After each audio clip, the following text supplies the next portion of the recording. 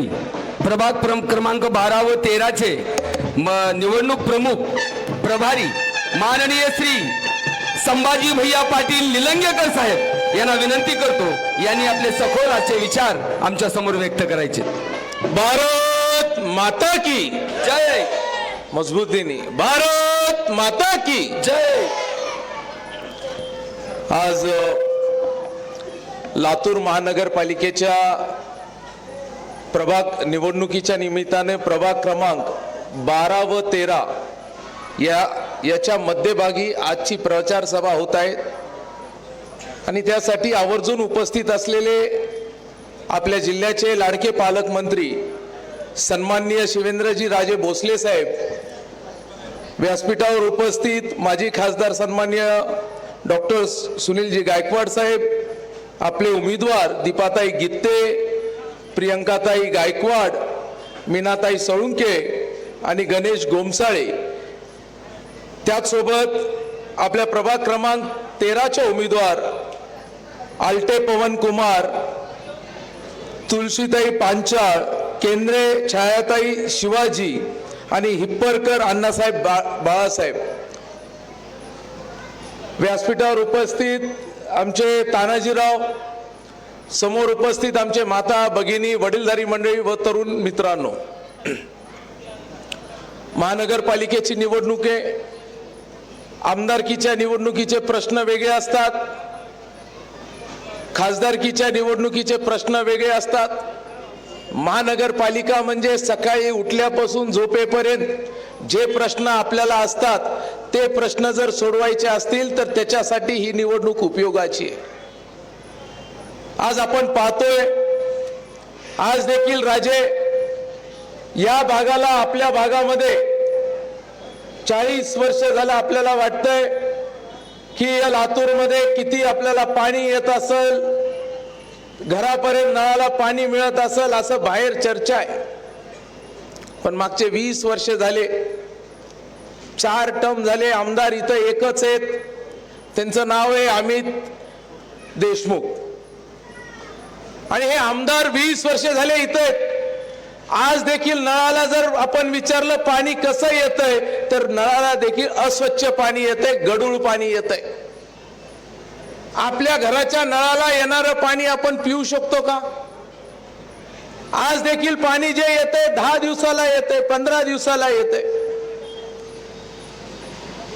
अमितरावला आम्ही ज्यावेळेस बोललो की एका भाषणामध्ये आम्ही ह्या गोष्टी सांगितल्यानंतर त्यांनी बोलले की संभाजी पाटीलला लातूर मध्ये बोलण्याचा काय अधिकार आहे, त्यांचा लातूरशी काय संबंध, अभिमन्यू पवारचा लातूरशी काय संबंध, सुनील गायकवाडचा लातूरशी काय संबंध, अर्चनाताई ह्या चाकूरच्या आहेत त्यांचा लातूरशी काय संबंध, अजित पाटील कवेकर हे कव्याचे आहेत यांचा लातूरशी काय संबंध। मी त्यांना सांगतो की ज्यांना माहित नसेल, संभाजी पाटील यांचं घर वॉर्ड क्रमांक कोणत्या मध्ये अजितराव? 17 मध्ये। सुनीलराव तुमचं घर वॉर्ड क्रमांक कोणते?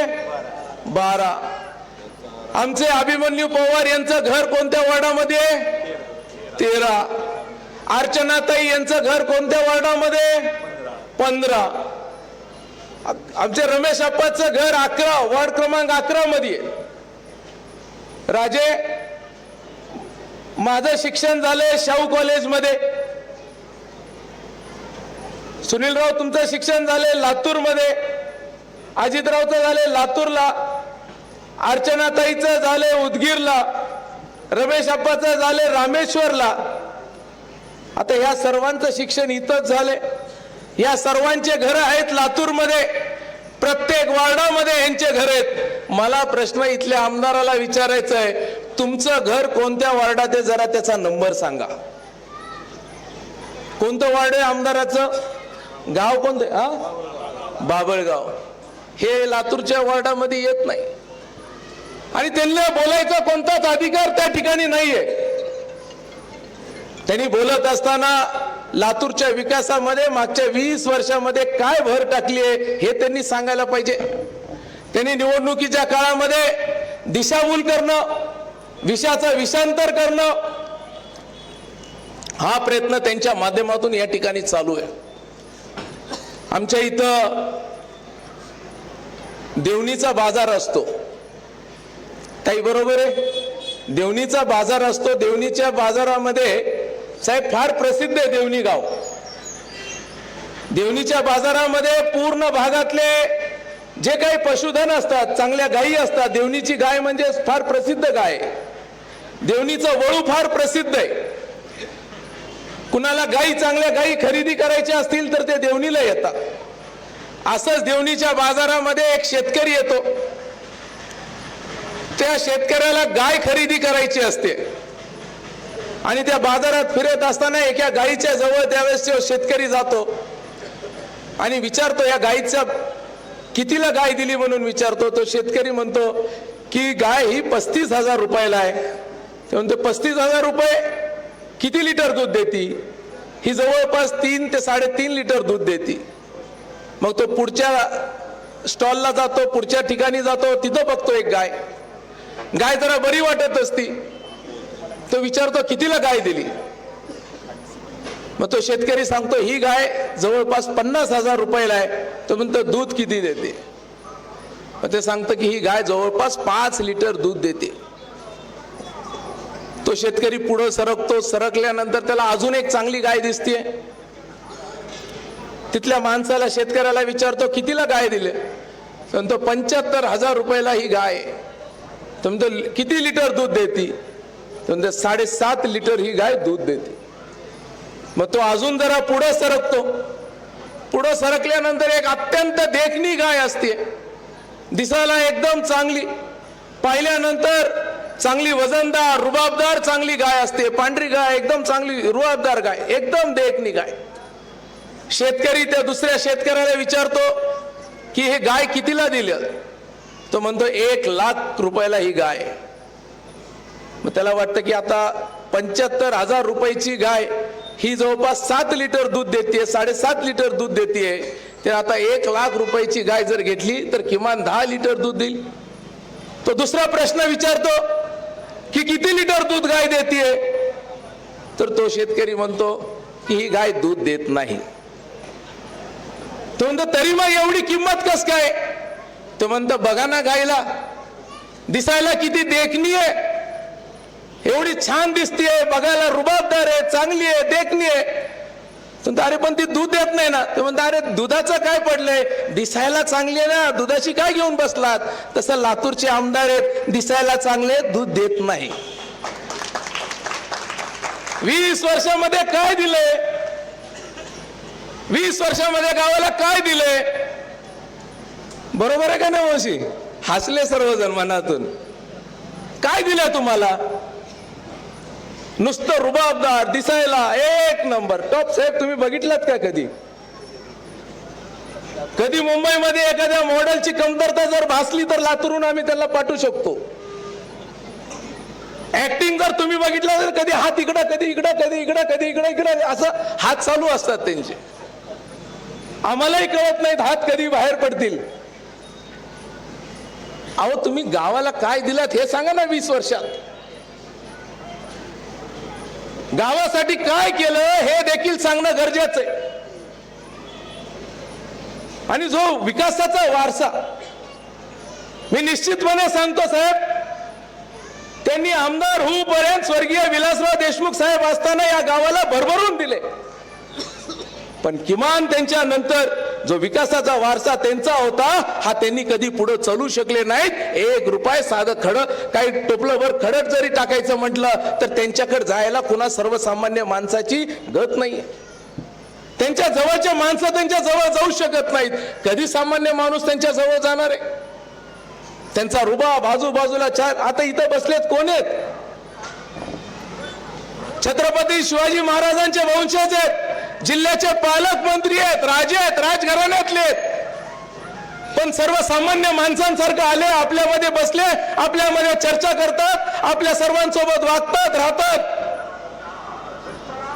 ह्यांना पाहिल्यानंतर असं वाटतं की हा माणूस आपल्यातला आहे. पण आज देखील 20 वर्ष आमदार होऊन देखील हा आपला आमदार आपल्यातला वाटत नाहीये. हा कुठंतरी लांबचा माणूस आहे असं आपल्याला भाव होतं.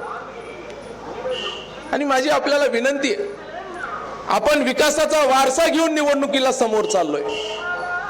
आणि विकासाचा वारसा म्हणजे काय? दिल्लीमध्ये आपलं सरकार आहे.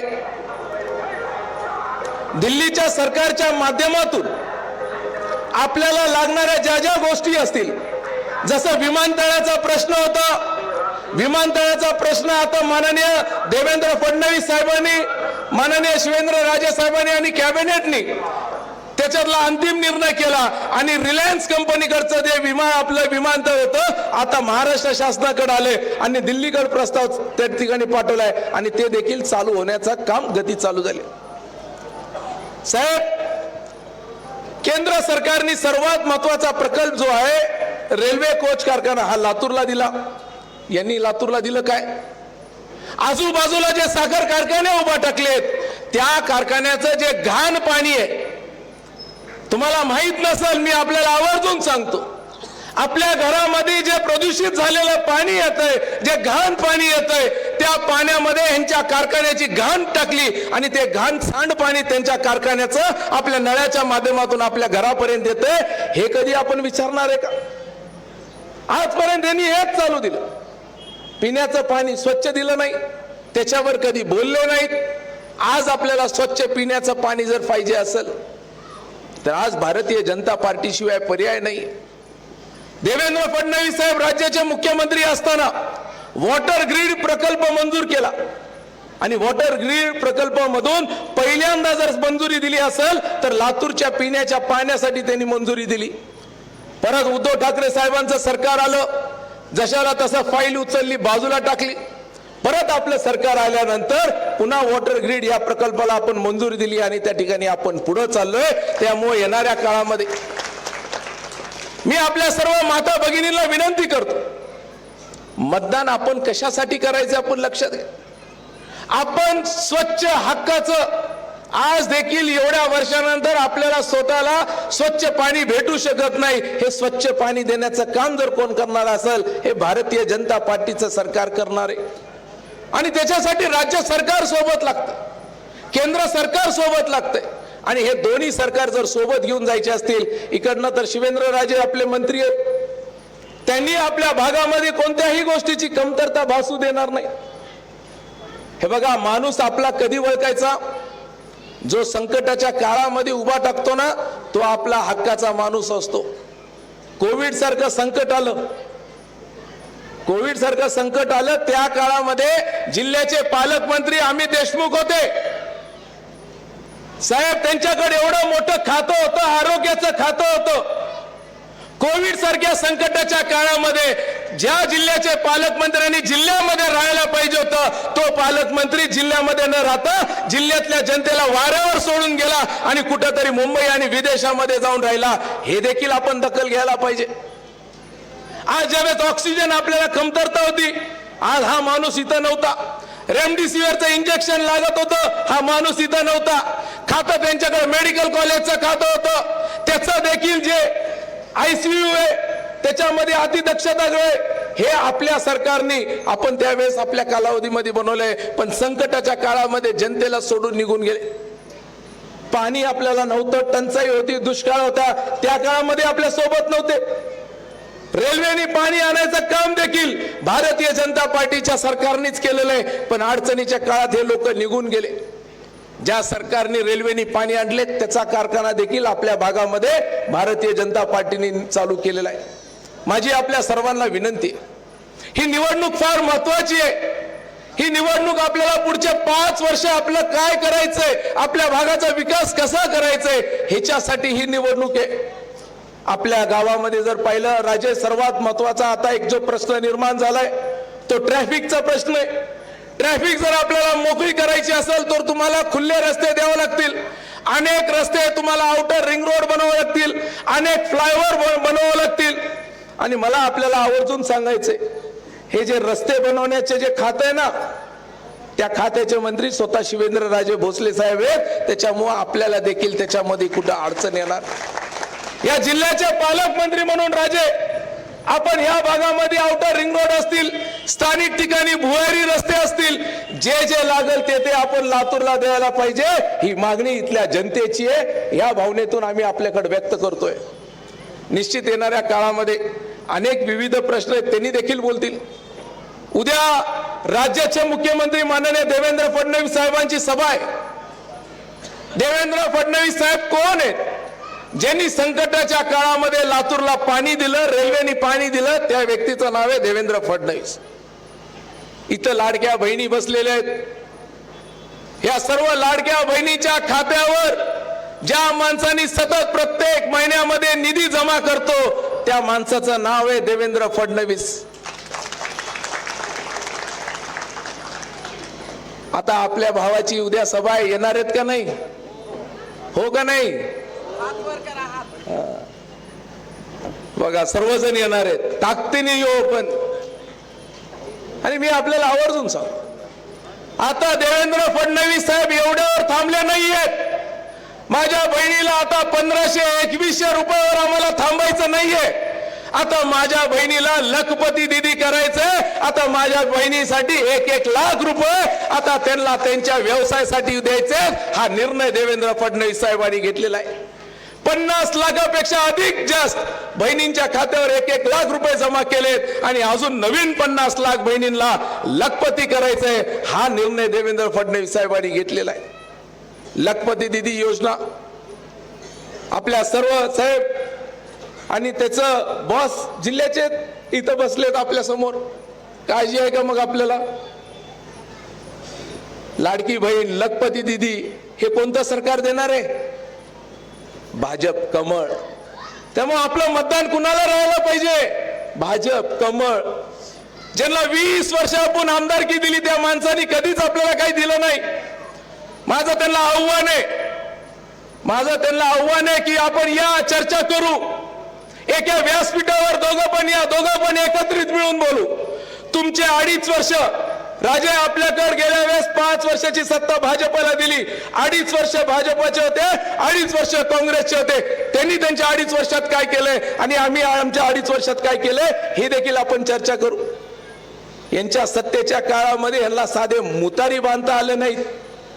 इथून आपण गोलाईमध्ये गेलो. गोलाईमध्ये गेल्यानंतर आमच्या माय माऊलीला शौचालयाला जायचं असेल तर तिथं शौचालय होतं का? नव्हतं. कुणी बनवले शौचालय? आपल्या काळातच शौचालय झाले. कुणाला एक साधी मुतारी यांच्या काळामध्ये बनवलं झाले नाही. या लातूरनी काय विकास करणार आहे? मोदी साहेब वर आल्यानंतर त्यांनी प्रत्येक ठिकाणी आपण जर पाहिलं, प्रत्येक ठिकाणी प्रत्येक घराला आमच्या माय माऊलीसाठी त्यांनी शौचालय देण्याचं काम केलं. घरकुलं त्या ठिकाणी त्यांनी दिले. ह्या सर्व योजना ह्या भारतीय जनता पार्टीच्या माध्यमातून सर्वसामान्य माणसांसाठी देण्याचं काम केलेलं आहे. माझी आपल्या सर्वांना विनंती आहे की 15 तारखेला कमळाच्या समोरचं बटन दाबून आपण आपले 4 उमेदवार आणि 13 मधले 4 भारतीय जनता पार्टीचे उमेदवार काय बघायचं नाही. जिथं कमळ दिसेल त्याच्या समोरचं बटन आपण दाबा आणि सर्व भाजपच्या उमेदवाराला निवडून द्या, एवढीच विनंती करतो आणि माझे 2 शब्द थांबवतो. काय म्हणतोय लातूर?